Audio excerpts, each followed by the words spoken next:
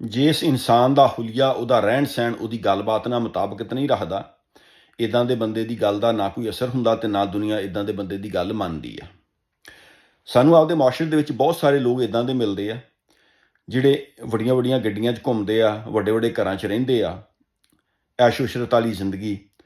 ਅਤੇ ਜਦੋਂ ਉਹ ਖਿਤਾਬ ਕਰਦੇ ਆ ਅਤੇ ਲੋਕਾਂ ਨੂੰ ਸਬਰ ਸ਼ੁਕਰ ਸਮਝਾਉਂਦੇ ਆ ਕਿ ਸਬਰ ਕਰਿਆ ਕਰੋ, ਸ਼ੁਕਰ ਕਰਿਆ ਕਰੋ, ਲੱਭ ਸੀ ਲਓ, ਸ਼ਿਕਵਾ ਸ਼ਿਕਾਇਤ ਜ਼ੁਬਾਨ 'ਤੇ ਨਾ ਲਿਆਓ, ਮੁਆਸ਼ਰੇ 'ਚ ਜੋ ਹੋ ਰਿਹਾ ਇਹਨੂੰ ਤੁਸੀਂ ਅੱਲਾ ਦੀ ਰਜ਼ਾ ਸਮਝ ਕੇ ਸਰ ਤਸਲੀਮ ਖੰਮ ਕਰਕੇ ਸ਼ਿਕਵਾ ਸ਼ਿਕਾਇਤ ਨਾ ਕਰਕੇ ਜ਼ਿੰਦਗੀ ਬਸਰ ਕਰੋ, ਤੁਹਾਨੂੰ ਆਖਿਰਤ 'ਚ ਅਜਰ ਮਿਲੇਗਾ।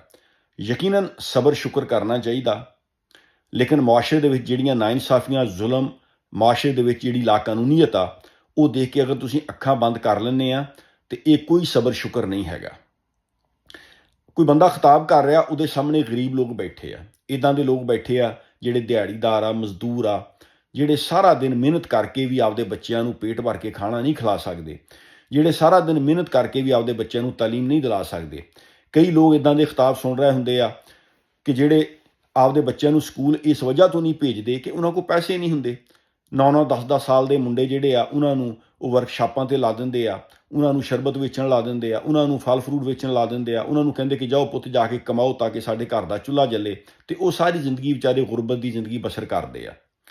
ਇਹ ਜਿਹੜੇ ਵਾਅਦ ਨਸੀਹਤਾਂ ਕਰਨ ਵਾਲੇ ਆ, ਜਿਹੜੇ ਇੱਦਾਂ ਦੇ ਖਿਤਾਬ ਕਰਨ ਵਾਲੇ ਆ, ਉਹਨਾਂ ਨੂੰ ਮੁਆਸ਼ਰੇ ਨੂੰ ਸਬਰ ਸ਼ੁਕਰ ਦੇ ਸਹੀ ਮਾਇਨੇ ਸਮਝਾਉਣੇ ਚਾਹੀਦੇ ਆ। ਉਹਨਾਂ ਨੂੰ, ਇਹਨਾਂ ਭੁੱਖੇ ਨੰਗੇ ਲੋਕਾਂ ਨੂੰ ਇਹ ਨਹੀਂ ਦਰਸ ਦੇਣਾ ਚਾਹੀਦਾ ਵੀ ਤੁਸੀਂ ਅੱਖਾਂ ਬੰਦ ਕਰਕੇ ਲੱਭ ਸੀ ਕੇ ਅਤੇ ਤੁਸੀਂ ਆਪਦੇ ਜਿਹੜਾ ਜ਼ੁਲਮ ਆ, ਜਬਰ ਆ, ਲਾਕਾਨੂੰਨੀਅਤ ਆ, ਇਹ ਪੈਸਿਆਂ ਦੀ ਗੈਰ ਮੁਨਸਫਾਨਾ ਤਕਸੀਮ ਆ ਜਾਂ ਹੁਕਮਰਾਨਾਂ ਦੀ ਲੁੱਟਮਾਰ ਆ, ਤੁਸੀਂ ਇਹਨਾਂ ਨੂੰ ਆਪਦਾ ਮੁਕੱਦਰ ਸਮਝ ਕੇ ਚੁੱਪ ਕਰਕੇ ਜ਼ਿੰਦਗੀ ਗੁਜ਼ਾਰ ਜੋ। ਨਹੀਂ, ਬਲਕਿ ਉਹਨਾਂ ਨੂੰ ਦੱਸਣਾ ਚਾਹੀਦਾ ਲੋਕਾਂ ਨੂੰ ਕਿ ਇਹ ਜਿਹੜੀ ਵਸਾਇਲ ਦੀ ਗੈਰ ਮੁਨਸਫਾਨਾ ਤਕਸੀਮ ਆ, ਇਹਨੂੰ ਤੁਸੀਂ ਕਿੱਦਾਂ ਰੋਕ ਸਕਦੇ ਆ।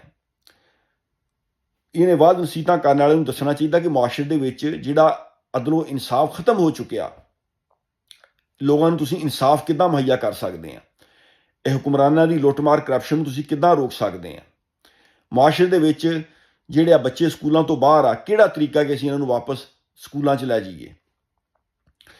ਇੱਕ ਇਸਲਾਮੀ ਨਿਜ਼ਾਮ ਦੇ ਵਿੱਚ ਇਸਲਾਮੀ ਹਕੂਮਤ, ਕਿਆ ਉਹਦੀ ਫੌਜ, ਉਹਦੇ ਜੱਜ, ਸਿਆਸਤਦਾਨ, ਹੁਕਮਰਾਨ, ਕਿਆ ਉਹਨਾਂ ਨੂੰ ਇਹ ਇਜਾਜ਼ਤ ਹੈਗੀ ਆ ਕਿ ਉਹ ਪੁਰਤੈਸ਼ ਜ਼ਿੰਦਗੀ ਬਸਰ ਕਰਨ, ਜਦੋਂ ਰਿਟਾਇਰ ਹੋਣ ਤੇ ਜ਼ਮੀਨ ਅਲਾਟ ਕਰਾਉਣ, ਉਹਨਾਂ ਨੂੰ ਮਰਾਤ ਮਿਲੇ, ਪ੍ਰੋਟੋਕੋਲ ਮਿਲੇ ਉਸ ਮੁਲਕ ਦੇ ਵਿੱਚ ਜਿਸ ਮੁਲਕ ਦੇ ਵਿੱਚ ਲੋਕ ਭੁੱਖੇ ਮਰ ਰਹੇ ਹੋਣ।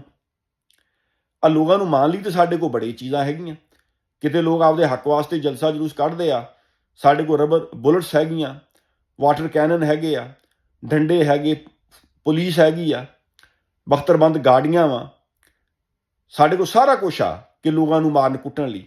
ਅਤੇ ਸਲਾਬ ਦੇ ਵਿੱਚ ਲੋਕ ਡੁੱਬਦੇ ਫਿਰਦੇ ਆ। 78 ਸਾਲਾਂ ਦੇ ਵਿੱਚ ਅਸੀਂ ਇੰਨੀਆਂ ਕਸ਼ਤੀਆਂ ਨਹੀਂ ਬਣਾ ਸਕੇ ਵੀ ਅਸੀਂ ਆਪਦੇ ਉੱਥੇ ਡੁੱਬਦੇ ਭੈਣਾਂ ਭਾਈਆਂ ਨੂੰ ਬਚਾ ਸਕੀਏ।